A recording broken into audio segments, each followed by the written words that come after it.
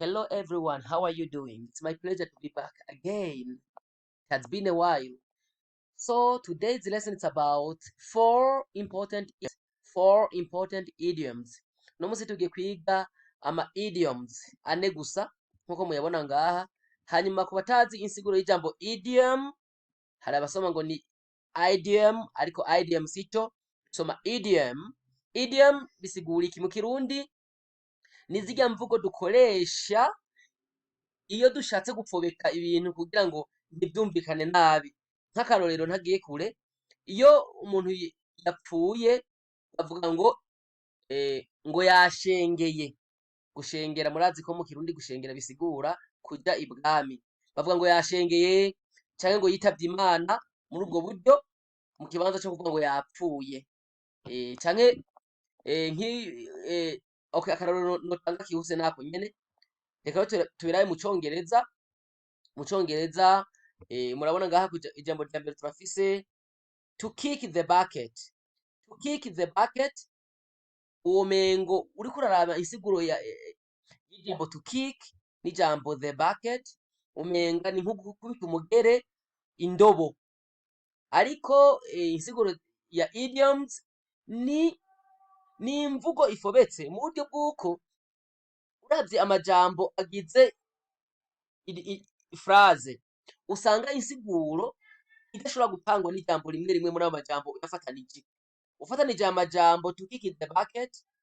Ubu uvuze ngo he kicked the bucket, hari umuntu yova ngo yibaza ngo umuntu avuze ngo yakubise umugere indobo, ariko sivyo, biba bisigura ko yapfuye, he died.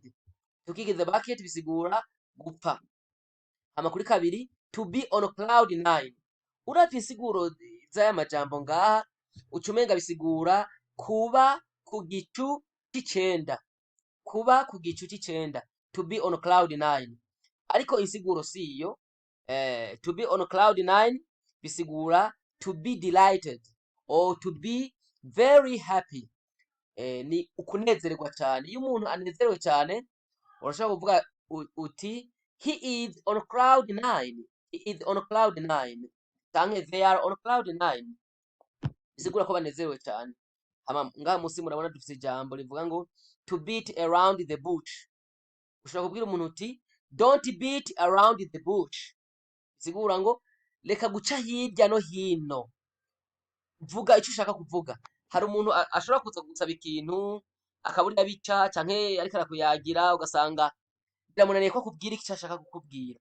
Ukatumva kubwira ngo urumva, ngo muri make, ngo nashaka ngo kukubaza, ngo muri rusangi, ngo ibintu ntibimeze nkuko ndabishaka, ngo bagenze, ugasanga agiye guca mu majambo ya kure akukubwira icyo ashaka. Rero iyo muriko murayaga ushobora kumubwira uti don't beat around the bush. Reka guca hirya no hino. Don't beat around the bush. Reka guca hirya no hino, utumubwira kuri iki cya kane ngo hit the nail on the head. Hit the nail on the head. Ati dudulirako. To hit the nail on the head umenga bisigura ngo gukubita umusumari ku mutwe wawo. To hit the nail on the head bisigura gukubita